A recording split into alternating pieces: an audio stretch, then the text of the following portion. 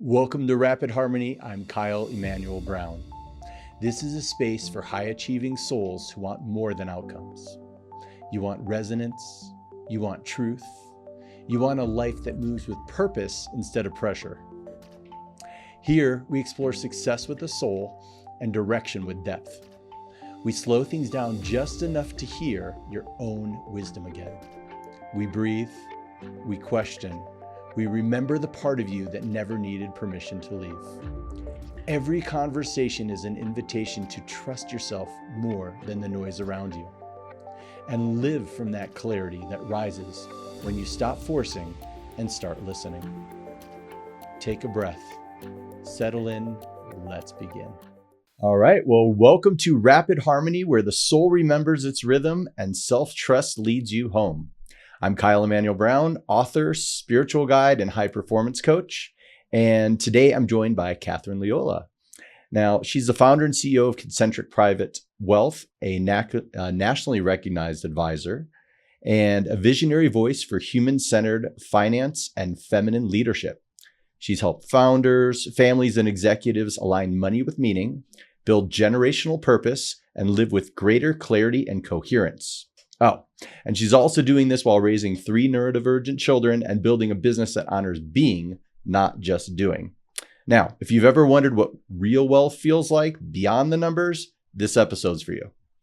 So, Katherine, welcome. Thank you for having me. Excited to have you here. I'm very excited to be here. It's good to have you out here in Boulder. Exciting. So gorgeous here.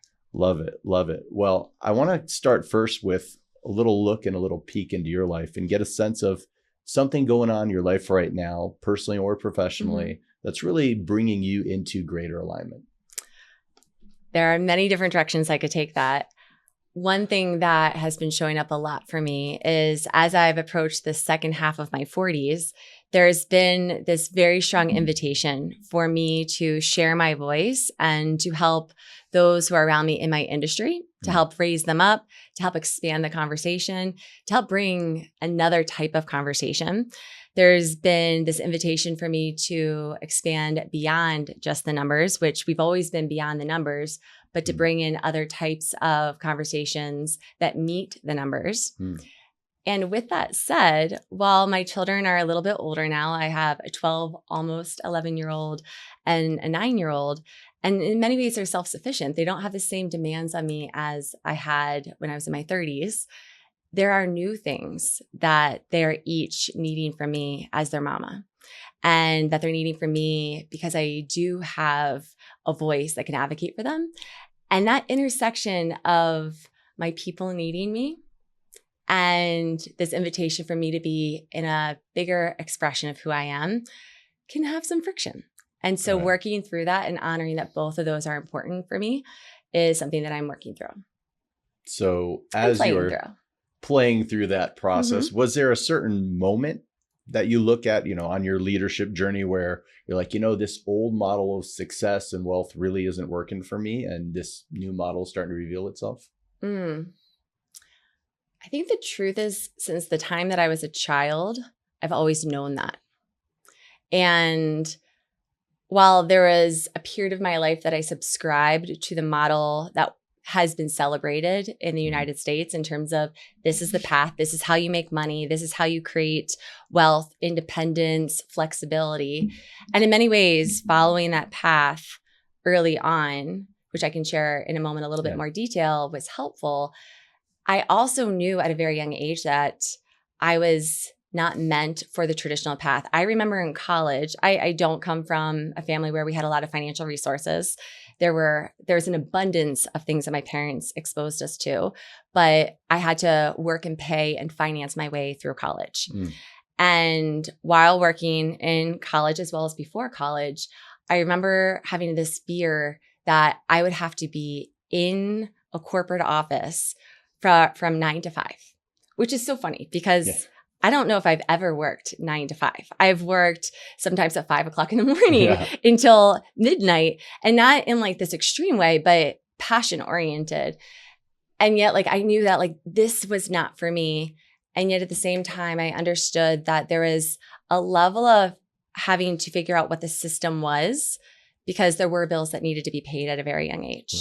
And while that served me for a period of when I needed to get bills paid, and that served for building up reserves and wealth that allowed other types of flexibilities, there was also an unraveling that was then needed because I did subscribe to something that was not in complete alignment for me so that I could then continue to expand.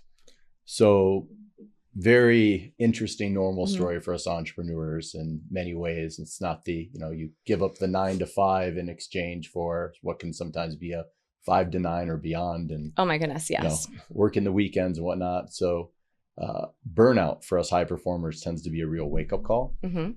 Was there a certain moment in your life where you had experienced massive burnout and there was a wake up call around it that changed the way you lead, the way you live your life, and the way you view wealth?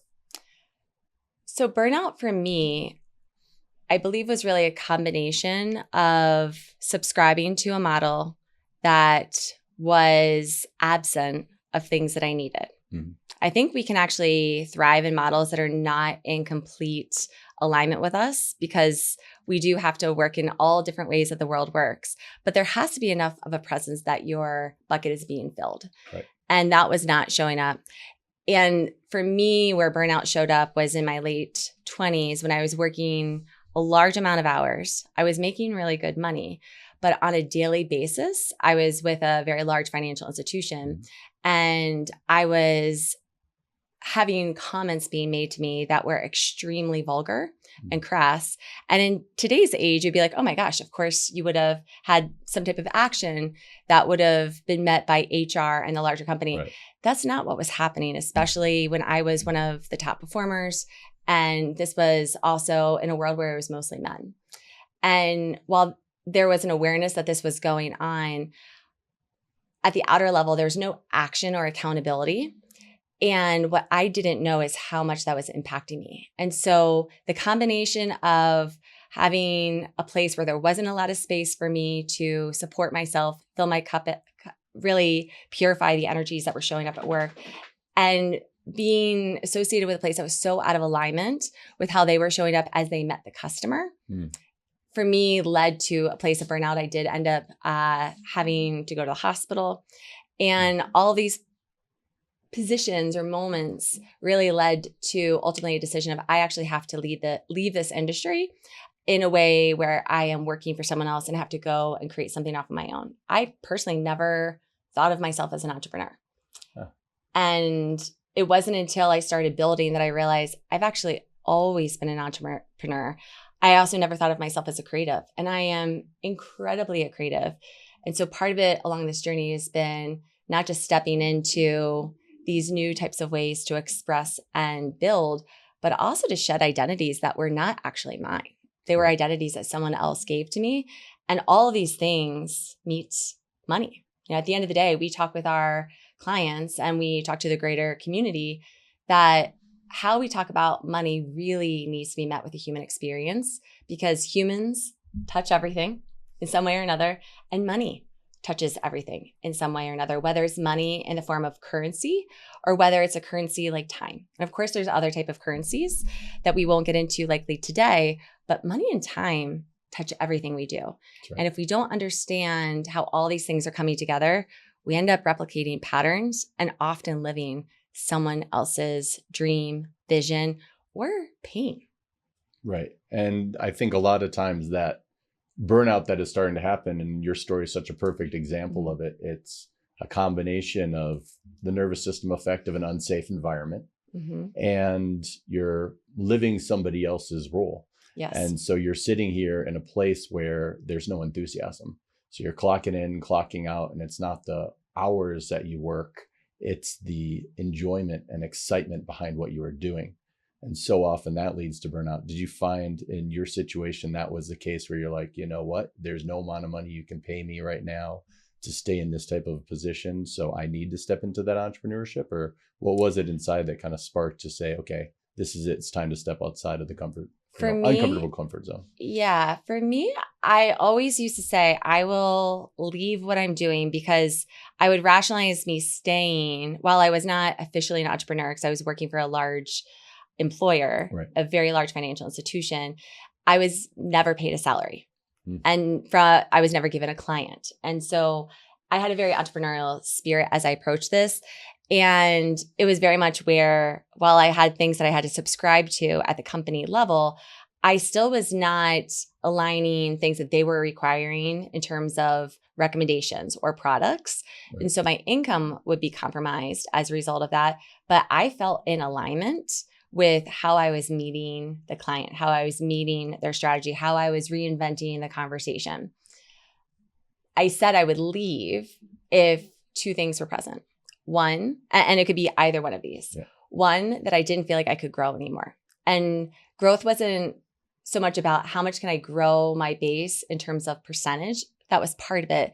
But it's more of, can I grow this conversation? Can I talk about the things that are really at the center of how humans meet money? Or am I just talking about like, what do your cash reserves and investment strategy and options and all that kind of stuff? Because Right. honestly, that stuff is really important, but it's not that complicated. Humans are layered and beautiful and complicated. And when you bring these two worlds together, that's where things get really interesting and fascinating. And so you need to be able to expand on the human side. For me, if I couldn't grow in terms of these conversations, or that I was in a position that I was so out of alignment. Right. So what's wild, Kyle, is like, if I think back with the wisdom and the years of experience and I look at my 20s, I was out of alignment. Like, I should have left in many ways because of those two guidelines that I'd given myself, because of what was being said. I mean, we are talking vulgar, sexual, awful things being said. This is before the Me Too movement. That was out of alignment with what I was okay with in terms of how I should be treated. I knew I was worthy of more. And yet, even though I had shared what was going on, no one did anything. Mm. And so, and I had conversations with different women leaders in other industries, and they were in support of me. And at the same time, it was also, so here's the system. You can fight this fight. Right. What is the fight that's important to you? And I'm not saying that I should not have fought that more, but it was a reality that at the time I did not have the tools to know how to navigate that. And I think that's important for our listeners, because sometimes we can look back at our life and be like, oh my gosh, why did I not do that? Or, oh, what was I thinking? And we begin like shaming ourselves versus going back to the shoes that we were in. And this is also especially true when we think about our relationships, especially with our parents and other people. It does not take away accountability, but it does give us the, okay, we were in a different place. What can I learn from that? But big picture, I've been out of alignment for a long time because of what was being said to me. But ultimately, when the larger firm started saying that I had to make specific types of recommendations, and I saw some of the practices that were going on behind the scenes that clients were not aware of, not my personal clients, but in the industry, I was like, while I'm not doing this, I am associated with a firm that is. Right. And that's where I had to make that tough decision. And that was a decision that I look back, I'm like, wow, that was a pretty badass move. That's you right. didn't want to be an entrepreneur. You didn't want to go off on your own. And yet you trusted, and you speak of self-trust. You know that you can build something better and more aligned with humans than what's going on there, because that is just not okay. And that was one of those beginnings of really diving into self-trust, not seeing the path in front of me as a person who didn't grow up with money and not knowing where a paycheck was going to be coming from. That was a pretty bold move. And yet it's one of these things that at the time felt more of like, I just can't do this anymore. Yep. But I think it's important to celebrate too, of just, wow, that was a pretty big step for you. That's a huge win. And it's one of those situations when you're in a system that in order to thrive, it's the ends justify the means. Yes. And it's shoving you completely into this, wounded masculine energy of do whatever it takes to rise to the top. And even if that means to be submissive and let people say what they say to get you to where you want to go, it's to me a race to nowhere. Yeah. And as you've gone through that process and you surrendered and stepped into that position, you get the opportunity now to create your own culture within Concentric to really help people with the relationships around money, Yes. with their relationships in every sense. In many cases, it is a relationship business. So It is always yeah, a relationship business. It's our relationship with ourselves, our relationship with perhaps our partner, whether it be an intimate partner or a business partner, the relationship with our kids, the relationship with the stories that we are carrying that we're aware of and that we're not aware of. And if I may, to take a longer step back, when you reference toxic masculine, and for me, I often use the language around doing or being without associating gender, but toxic masculine being around toxic doing and being, both of those energies are so incredibly important. And it's important for them to be harmonized. We're not meant to only be in being or doing or masculine and feminine. And it fascinates me how we, especially as a system, and I think it's important to just be curious about like, what is the system that I'm living in, whether it's in my family unit, the families, the business that I'm part of, whether it be the business that I've created or the business that you're working for, but like, what is the system? Because that, just being curious about that is first like, okay, wait, is this a system that's working for me? Am I choosing this for a period of time? If I am, what is my exit? Why am I choosing this? But for me, I was able to see a lot of different systems at a pretty young age, at a more bird's eye view. And I grew up, like I said earlier, not with a lot of financial resources, but our parents exposed us to so many different things. And my mom had the arts background. My dad had the sports background. So we played sports and musical instruments, did acting, dance. It was amazing. I was also the oldest of 5 kids. And in 4th grade, I was cast as Marta in The Sound of Music in professional dinner theater. And it was just this incredible experience. As a parent now myself, I'm like, wow. So my parents had 4 other kids and someone was picking me up at like 11:30 at night from my shows 4 to 5 nights a week, because as a child, you're not allowed to work every single show. So there's 2 casts. Oh, okay. And that is just, how did they do that? While also supporting 4 other kids going to different activities. And that wasn't even like all the practices and all that stuff that led up to that. And I was still doing other things. At the same time, my parents were going through some friction in their relationship. And as money shows up in marriages and when there's a lot of things going on, this happens in a lot of families. And I noticed, I observed, and I created the reason for that friction was they never said this to me. They were in full support that I was part of this, because they were having to drive 20, 25 minutes to come pick me up, to drop me off, like all of those different dynamics. And I created a story, you're not supposed to be pursuing your creative path. And while having that story be the one that I, with my frontal lobe not fully developed, that wasn't going to happen for a couple more decades. But I made the decision of, that's what the story is. This is how I can help my family. And this isn't just about creativity. We need money. Right. I don't want my family one day to ever have to be in a place where it's about money. And when I reflect back on that time period, I know that I checked a big part of my feminine or being to the side. Yeah. So that I could go pursue the system that I saw of, if I do this, or this, at the time I was thinking of going to law school, being in finance, or doing something really big in Hollywood, to be honest. Right. But from a business perspective, I'm going to make so much money and then I'll come back to my creativity. Okay. Now, all of that did lead to me being uber successful in so many ways. I was president of multiple clubs in high school. I was on varsity sports. I was friends with a lot of people. And in so many ways, there was a lot of good, a lot of great things. But I had also checked a part of myself to the side that was like, shh, you're taking up too much space and you're distracting me. Right.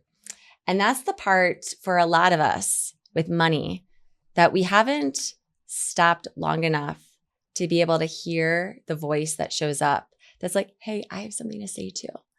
because our other parts, I do a lot of work with internal family systems. Mhm. There's a lot of other parts of us that are screaming like, no, we don't have enough money yet. Or if you do this, then something else is going to fall. And all of our parts are having a very important voice that we need to listen to. But for most of us, we're only allowing a few of those parts Right. to speak. And for many of us, we're only allowing one or two of those parts to lead. When at the end of the day, Kyle or Katherine is the one who's supposed to be making the decision. So when you're in these situations, in a client situation, Mm-hmm. to take it a little bit more granular and nuanced, and you're looking at it holistically and you're Mm-hmm. seeing these different parts that are not being expressed, how do you typically handle that with a client, and how would you recommend somebody kind of tune in and handle that within themselves? It's interesting in the client experience, one, because I'm not their therapist. I'm also not a licensed therapist. And while I have credentials in different types of modalities, I also have to be respectful of like, what is the container that this person is coming into? With money and with everything, it's really important to make sure that a person is safe. Right. And it's also important to listen and to validate what they're sharing at that moment. When a person is coming to us, typically it's because there's some level of transition that's happening in their life. Our client base in general is much younger than client bases that you would typically see in a wealth advisory practice. And so our clients often come around like 38 to 48 in terms of when they come in and then they stay. Right. And so the transition that we're often seeing is maybe something going on with kids, maybe a combination of kids and aging parents. Maybe there's something in terms of they've got a lot of wins with their careers, but there's something inside of them that's like, I didn't think it was going to feel like this. Right. That's not what they're articulating though. They're articulating they don't have enough time. They're not looking at all the different strategies. They heard that they should be doing this. They should be doing that. They should be doing this. Lots of shoulds. Yeah. And it's important to not take any of those with judgment and to be able to hear those and get curious about them and to be able to create a framework so that people can feel safe. They can begin seeing past where they first came in. And that's where, when we have that safety, that we're then being able to ask new questions. Okay. And when clients come to us, they know that our focus is with behavioral advice. So this isn't like, whoa, where's this coming out of? Because what we do is very different than what the wealth management world has. I wouldn't even classify us in the wealth management world, even though we have a sleeve of that in our business. Right. But the key though, is when you start asking those questions, and this applies if you have listeners that are not necessarily on the money side in terms of interest, but it's just looking at how they're working in relationship with another person or something in their life. The new questions that can feel uncomfortable to be asked are key. And those serve as these events that can open up things. But the person who's asking them, which in this situation would be myself or my team, we have a responsibility to create space for integration, which requires new safety. We can't just ask these questions to help people expand, right, and then assume that they're going to be able to figure out everything on their own. That's one of the most beautiful things about the human experience is we're humans.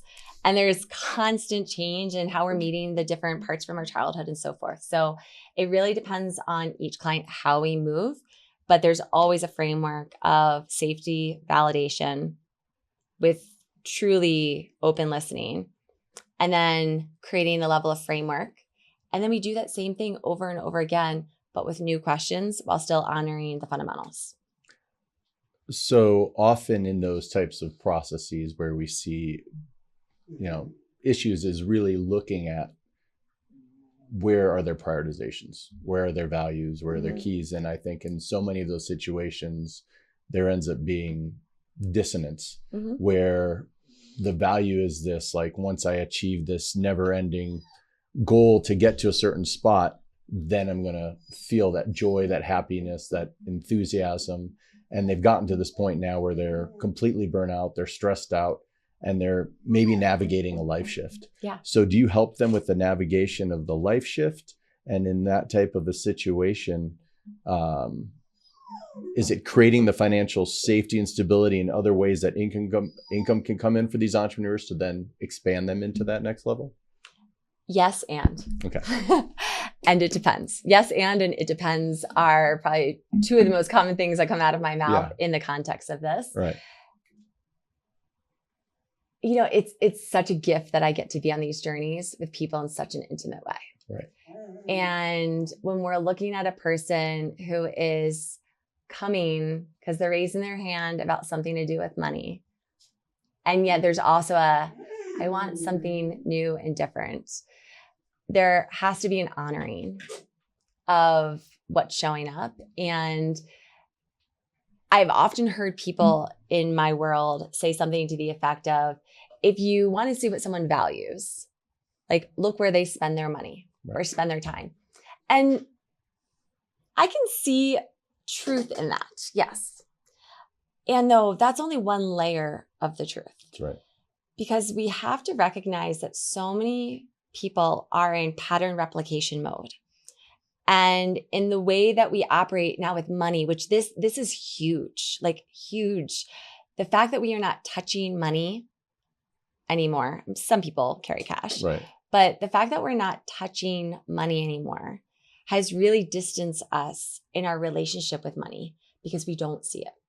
Now, I'm not saying that everyone should go back to having like cash in their homes and putting it in freezers or anything like that. And we have to recognize that our brains are not having that same type of relationship. They're not seeing the up and down. Even if they're seeing on a screen and up and down, it's still a distance. And so if the professional is meeting with a person, and this is true in other types of industries too, when the professional is meeting with someone, we first have to be pointing the finger back at us. Right. And to be looking at like, okay, where am I having friction in the same type of question or conversation that I'm having with this person, so that we can ensure that we have curiosity for ourselves and that we can frame our questions with curiosity for them, and that we're looking at shifts. You know, there's a lot of truth, I think, in focusing on how can we make shifts from a money perspective, from a behavior perspective. When we look at frameworks similar to James Clear and Atomic Habits, I'm a huge believer in that. There's also, on the flip side, if we look at people like Brendan Bouchard, where it's like, you've got to take this massive, bold step, kind of like when I left and didn't want to leave. And it was like, but I've got to. Right. Like, I'm so out of alignment. And how that shows up with money is going to be dependent really on the client. But bringing the spirit of recognize that both of those are important. And in order to get to both of those, we have to be able to create space to have noticing and observation, not just of the professional, but the person, most importantly, has to be able to notice and have an awareness of XYZ from my childhood. This is what was celebrated. Play was not something that was allowed on the weekends, or was allowed so much that we didn't do anything. Like, all of those things that don't necessarily have a dollar figure associated with them all come to this intersection of human behavior and money. And if someone's wanting to expand, we do need to have the fundamentals, but we also need to have the what's in this new paradigm that we can't see, and bringing those together. But it really depends on what the situation is. And often the perception of what even is money and what even is wealth is skewed in the individual. So how would you look at money and how would you look at wealth? This could be an entire conversation for hours. Yeah. So I'll start with money versus wealth. I really like the idea of talking about currencies because I think we've limited our conversation about money. Now, when I hear people say things that are dismissive about the importance of money, then I'm curious about what their background was. Because if you're someone like myself who has had to think about money, whether it was how was I going to buy my breakfast in college or other type of scenarios, money is real. It is important. Dollars and cents are real. Not everything can be bartered. There is a reality that we have to appreciate with that. And there are, of course, other realities that had a much more drastic difference where, maybe there wasn't food for days or things like that. So currency, as we talk about money and with dollars and cents, is something we have to have a much larger conversation about, because that reality is not the same for everyone. Mm-hmm. And if we only talk about money with dollars and cents, then we're often missing how the human experience meets wealth. Right. And we're often limiting what can be. And when we can't create space for what can be, then we usually are going to default to our pattern replication, which is what we're going to do. And doing is amazing. Mm-hmm. It's supposed to be in harmony, though, with being. Right. And so if we don't know how we can be, then doing is not going to be in harmonization with being. And we're going to get to a place of misalignment at a greater level. And so I think this honestly starts with kids, but of course, many of us are beyond our childhood, and yet we're still kids inside. And so being able to talk about things such as time, currency, what shows up in those times that we have that extra time, play, what does play look like? Like all of these things are forms of wealth. Sahil Bloom has a book out that talks about the 5 types of wealth, which I think is a great read for everyone to be able to look at this. And he hits it for each of the 5 types of wealth. And then to go to your question though, which I think is a little bit different, is like, what is wealth when we're talking about planning? Because Sahil is talking more about like the different types and how can we bring observation to those pieces so that we're thinking about our personal accounting in a different way. And when I'm hearing what you're sharing is when we're thinking about wealth, the word that shows up for me more than anything is freedom.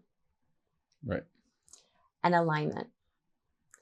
And the thing with freedom and alignment is that it doesn't mean that you don't have responsibility. You still have responsibilities.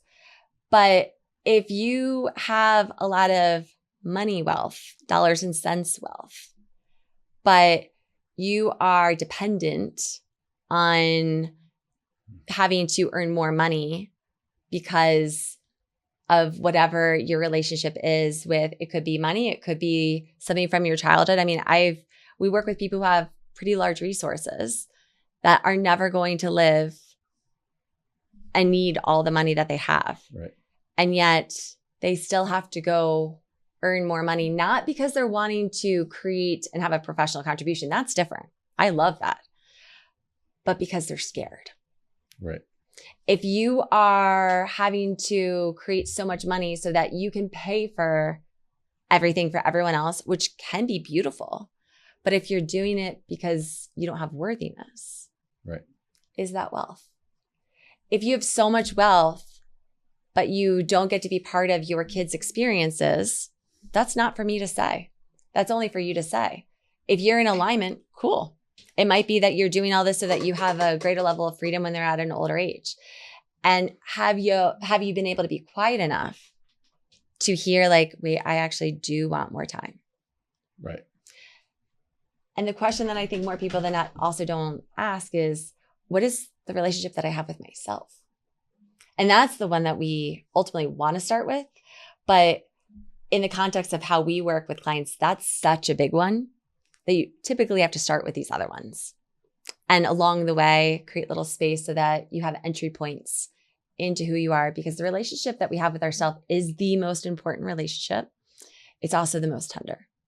And so having some safety along the way is really key. And I'm a big believer that we can try things on. We can play along the way. We don't have to get it right from day one. I love that. And I feel like an additional piece of wealth that a lot of people miss the boat on is connection and compassion. And they keep it in a 2-dimensional metrics of profit loss and EBITDA, and they're looking just at their spreadsheets. And, you know, having coached 25 years, I've had a lot of incredibly financially wealthy people that when I looked at their life holistically and I looked at their fulfillment, they were bankrupt. Yeah. And they were looking at certain pieces thinking, okay, well, if I donate to this or if I give money to that's going to fill that void. Yeah. And now they've got a user-like relationship or an obligation-like relationship or a quick little hit fix relationship, but they don't have the wealth and abundance of connection, compassion, talking, and the depths of those relationships. So if you were to have somebody come to you as an example, and they're sitting here and they're looking at huge financial abundance and wealth in that facet, but they're looking at their life and saying, okay, how can I gain more of that? And you're seeing a lack of happiness, fulfillment, joy. How do you typically address those situations and still build the know, like, trust factor and the depth to grow that client relationship? So one, before answering your question, I do want to add one piece to your previous question around wealth. And if we're limiting wealth to the financial piece of it, because there are so many other types of wealth, which I am in big agreement with Sahil. And at the same time, it is one that we really today are focusing on this piece of the human experience as it meets money, and time, the currency aspect and time. Money is energy. Yep. Money is beautiful. It is incredibly beautiful and powerful. So are so many other things. Right. And energy is going to have both a beautiful side and it's also going to have a shadow. And that's the thing that we want to be able to honor. And that goes to really this question that you're asking, and to recognize that every single one of us are going to have big, beautiful things about who we are.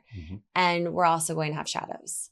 And so when a person comes in and they are wanting our guidance, one, it is the framework that we have is a person has to come in under our foundational model. So we're taking them through everything, even if they're like, oh no, we're good. Like we've got the covers. Like, no, we're going through everything.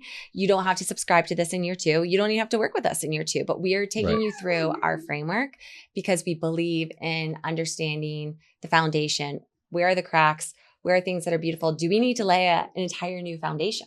Right. And so that's going to first show up. And that in itself for some people is like, yep, we're not wanting to work with you. Right. So one, I think is being really clear of like, how are you going to have consistency with how you are meeting a person? And part of that consistency is also the expectation that a person is going to have a team. Now they might not have the team. Right. You know, like as I had shared about earlier stages of our own life, and if we look at our relationship with parents or other people, to recognize that not everyone has the tools. There are so many tools that are out there, or they have the tools, but they're not the right tools for them. And so there is the expectation that they're going to go through our framework. There's an expectation that there is going to be an openness to building their team. Some people, part of that team, they're going to need therapy. I'm not a therapist. Right. And so while I can guide and coach and consult and analyze and all those pieces, I am not their therapist. And it's recognizing that we need to have multiple things going on in forms of integration, which we can help nominate, but they are part of the partnership.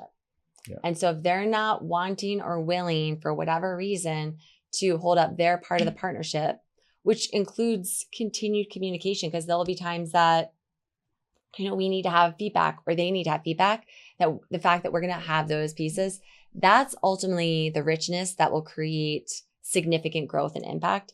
If a person's not willing to go down that route, or they're just wanting to focus on something such as like, how do I 10x, 100x, whatever it is that they're wanting with their money, we're just not the right place for them.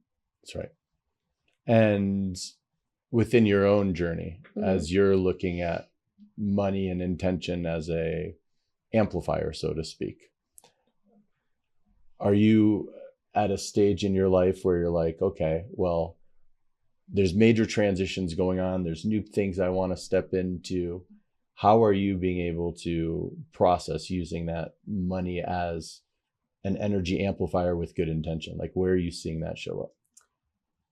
I'm going to answer that first with acknowledging a vulnerability that's showing up for me. Okay. That is all showing up in terms of how do I bring this to help more people? Yes. And seeing very clear ways that I can do that. And at the same time, seeing this gift, this invitation of, to do what you really have been invited to do, to create the impact that you've really been invited to create, to expand the conversation. You are in a position where you might need to, from a money perspective, dollar and cents, be able to make some investments that don't have a very clear financial rate of return that can be measured. And potentially these dollars may not come back to you in complete directness associated with this. They can come back to you in other ways. And while I've done so much work on that, Kyle, and I'm aware of that in myself, and I have, to a degree, a pretty high level of taking risks when it comes to how I create, that part still brings me back to the little girl who chose to not be part of the Sound of Music. Well, I was part of the Sound of Music, but not to continue to audition in New York. Right. And I have to talk to that little girl in honor.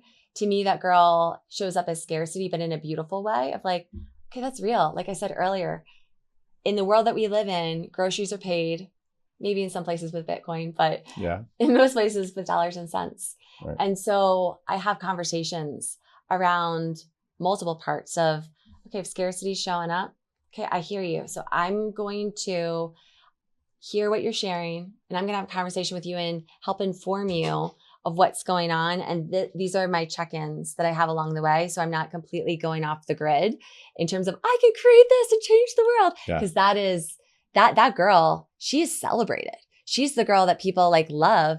And at the same time, she's also the girl that should not be leading the decisions. That's one part of me. I am Katherine, like all of me. And so the vulnerabilities and hearing all the parts, the excitement of impact and giving back and new chapters for myself and this industry and the world are all there. I also still need to connect to my protector parts. I need to understand my story. And that usually is where I'm needing to invite in some additional members of my team that I am potentially paying on a contractual basis, or at least having some type of just friendship community, so that I am not completely going down a path and dishonoring all of who I am. Going to the impact piece, the thing that's showing up, which I know we've spoken a little bit about, is just going after it. Right.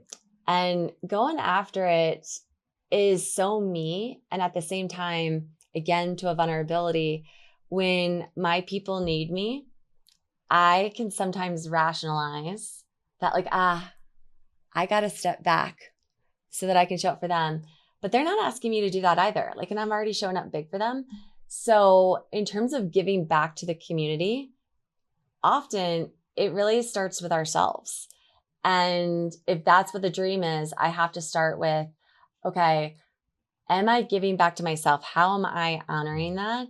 And to recognize that's going to likely feel wildly uncomfortable, right? Because there's other things that are also important to me, and just giving space for that.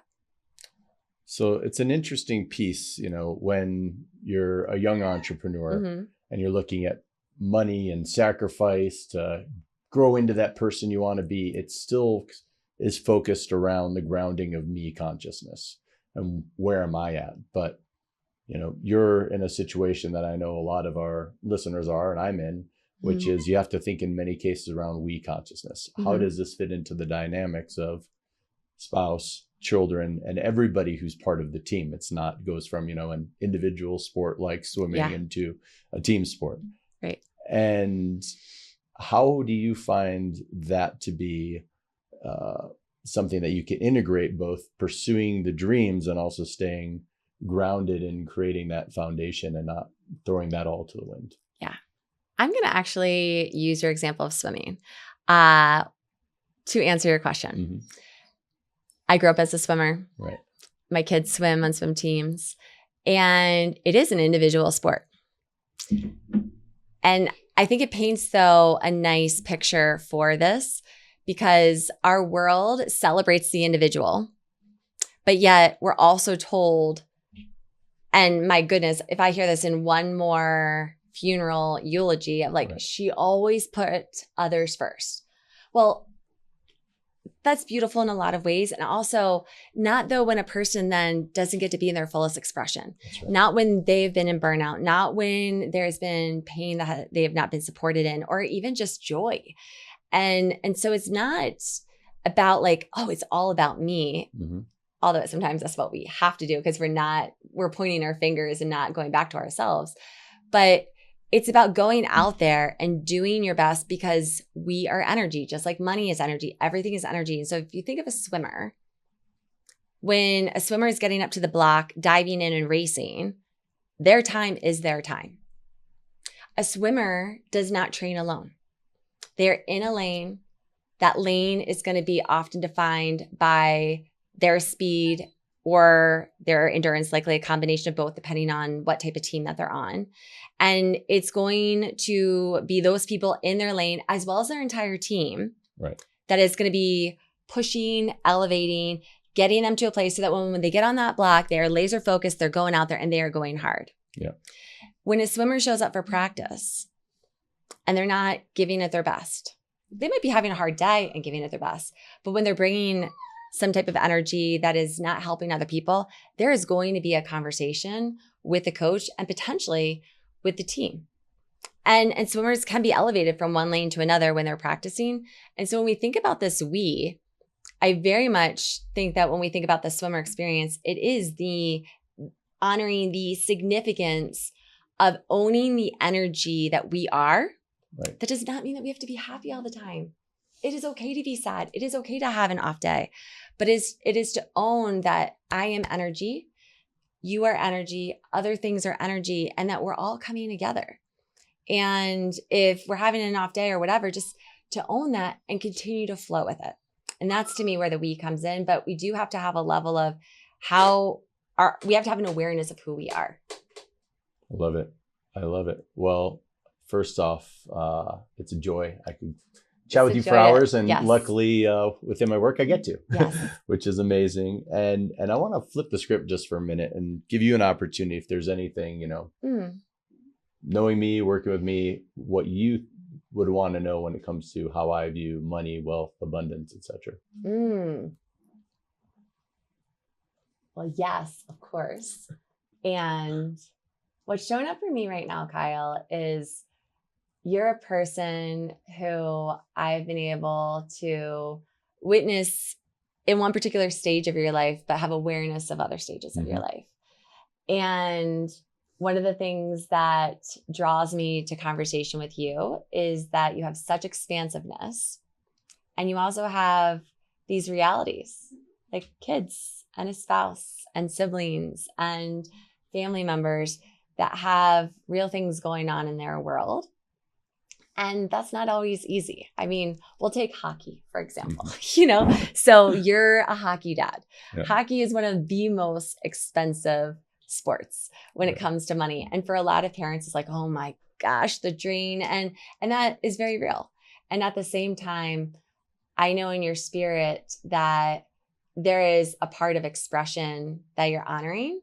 And you also have been bold with making some choices professionally that have not always, let's just say, followed the linear track that has a clear rate of return. Right. And so it is real when there are either a need that one of our children has, whether it be on the medical side, I know you've navigated that too, or whether it's something really beautiful like hockey and having some fun and playing and working hard, and yet still honoring that, you know what, I want to show up for them, but there's something else out there that's not linear and it's not going to be clear. And so my question to you is, how have you trusted yourself to be able to say, I am going to show up for the version of who I am today, as well as the version of who I am 10 years from today that's inviting me to do things, while also showing up for the version of you that sees these beautiful beings of your children and wanting to make sure that they're supported, and the reality is that these things still require money.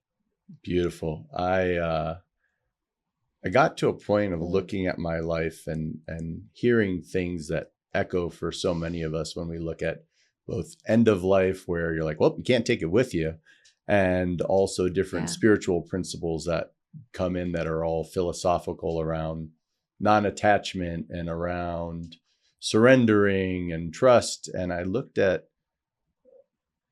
meeting myself where I was at and saying, okay, well, I know Mhm. I've signed up for the expert level of the video game of life.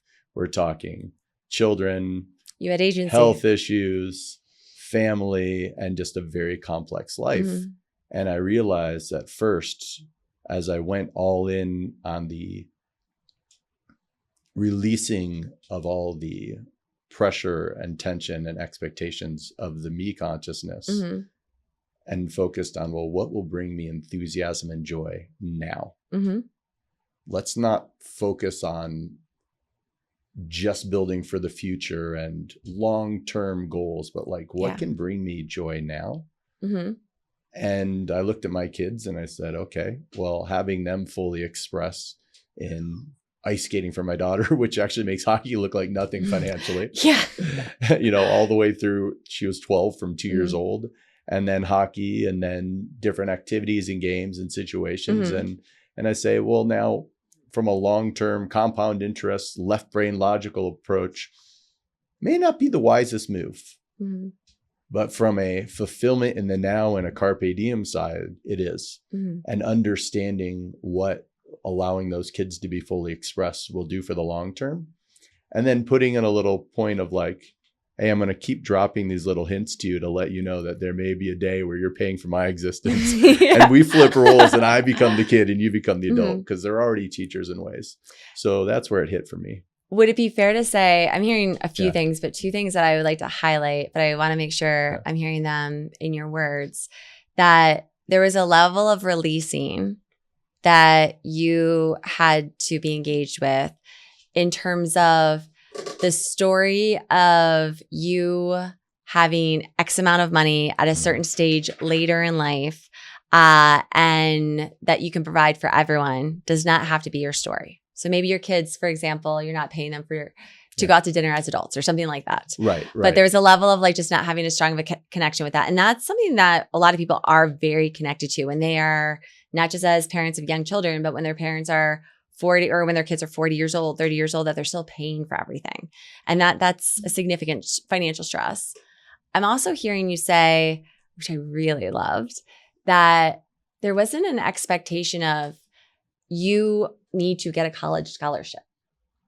Right. I heard you share that this is about expression and that the reason that you're engaging in whether it be figure skating or hockey or whatever things show up is more about your valuing expression and the journey to who they are. And that is going to require and invite in a different type of way of making decisions. Yeah, look, I had the joy of working with some Mhm. of the greatest athletes and celebrities and Olympians of all time. Mhm. And what so many people miss the boat on is that piece of time is Yeah. very fleeting. It is. It's like, great, and then what? Yeah. Well, I sacrificed my childhood and I sacrificed my falls and I sacrificed this. And what is their intention? And I did this Yeah. because my parents put this heavy expectation on me. And Yeah. for me, I'm looking at this now as like, these formative years are going to set such an incredible foundation for how these children learn how to express themselves and go after their dreams in the future, that I want to enjoy it right now. And I want to play full out right now. Yeah. Not when I'm older, then over in some time future that doesn't even exist. Yeah. May I ask you a question? Yeah, sure. Excellent. So just to build upon what we were just talking about with hockey, while you've made choices that are in alignment for you and your career, which again, don't have that linear, this is how much money this is Right. always going to make, what would you share with a parent because of the years of experience you have had working with athletes and visionaries and entrepreneurs to help them be able to feel connected to safety, to that self-trust that you speak of when their current financial position is not there? Like, I have a sense of how I would answer it, but I'm curious for you with self-trust, because these moments that we are at and then have to make decisions, and as those meet with other people that are important to us, can often create trajectories that are wildly in all different ways if we give ourselves enough time to sit with them. I'm a big fan of resilience and resourcefulness. Both of those I love. Yes. Resilience is the ability to overcome adversity and consistently stay on that path from a place of enthusiasm and self-trust. And the resourcefulness is to say, I love the concept of a third door, that there's that first door that everybody walks in and the gen pop, and then there's the VIP door in the back. But I'm the guy who leaps from the helicopter and finds a door that's on the roof and is like, hey, this is amazing. Yes. And usually those doors aren't pre-planned. You can't look at them on a map and say, well, here's the layout of the building, figure them out. Yeah. They come from self-trust. And that's that trust in that higher self that can see the full playing ground and look at the map of everything and say, hey, keep going, keep following your enthusiasm, stay excited about what you're doing, and you will find a way.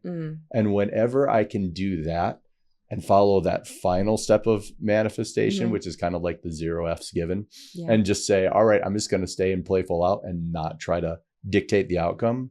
I then can step into these experiences that people look and go, how did that happen? How did you do that? And that's what I usually advise everybody I'm working with when they're looking at that. And, for me, a lot of my abundance is within the incredible plethora of stories I have from stepping outside of my comfort zone. Yeah. That I'll be the old man talking to my kids and grandkids and their kids and going, hey, let me tell you a little bit about this. And they're going to say, yeah, that's baloney. And I'm going to say, there's always a way. There's always a way. My mom and dad gave me such a gift when I was in high school. I'd never flown on a commercial airplane. And my high school, when I was a freshman, shared that the following year they were going to be going to Australia, New Zealand, and Hawaii through a company called EF Tours. And I came home and was like, Mom, I've got to go. Like, this is it. And they shared, yes, you can go. We cannot pay for a cent of it. And we will take you to every place that you can earn money over the course of the next 15 months in order to be able to get you to go. Dang, Kyle, what a gift that was. First of all, I got to actually experience my hard work by going on the trip. The doors were open to be able to go to these other countries. I love traveling the world, and especially to remote places. And so much of that came not because I got on the plane to go to Australia and New Zealand and Hawaii.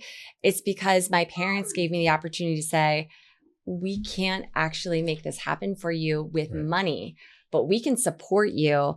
You're going to have to come to the table with some creativity and yes, some work. I mean, I worked jobs as a lifeguard, as a babysitter, as a soccer coach, like so many different things, but I was connected to where I wanted to go.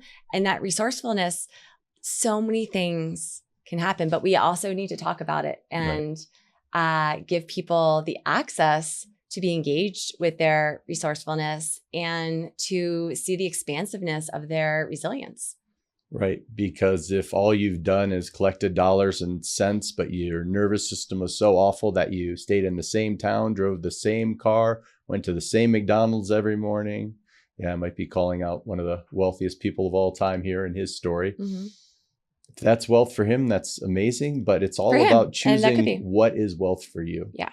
And I really appreciate your coming in today and getting to spend time in person going through this process was beautiful. So thank you, Kyle. If people want to continue to follow your journey and also listen to your forthcoming show, what's the best way that people can get a hold of you? So right now, you can definitely find us on our website, concentricpw.com. And there will be a new website as well as a book and a few things coming out in the coming months. With that said, all of that will show up through our website. And so that's a great place to start. And then there'll be more avenues that people can find us. Beautiful, beautiful. Thank you. Absolute Thank blessing. you, Kyle. It was a pleasure. All right, my friend. If this episode sparked something in you, don't just wander off into the abyss of the internet. Hit subscribe so you can actually get the good stuff when it drops. And if you're feeling generous or mildly enlightened, leave some love in a review. It takes just 30 seconds, and somehow it feeds the algorithm gods so they know to send more people who really need it. Now, if you want to step deeper into my world, rapidharmony.com is where the real magic lives. Coaching, community, rituals, and a few surprises that are way better than just scrolling around another motivational reel and not doing anything about it. Thank you for listening. Thank you for being you. And remember, your inner harmony isn't hiding. It's just waiting for you to pay attention. I'll see you on the next episode. Now go subscribe before you forget.